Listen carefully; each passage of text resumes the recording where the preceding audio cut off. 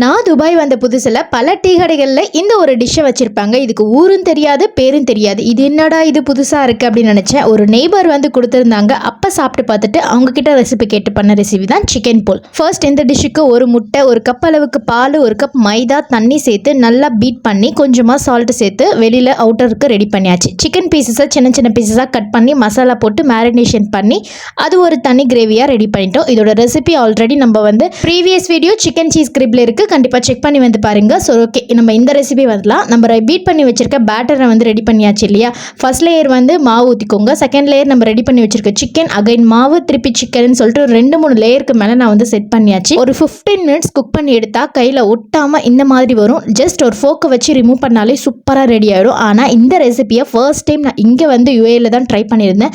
Taste சூப்பராக இருந்து. So கண்டிப்பாக நீங்களும் உங்கள் வீட்டில் ஒரு டைம் ஆச்சு இந்த ஒரு டிஷ்ஷை ட்ரை பண்ணி பாருங்களேன்.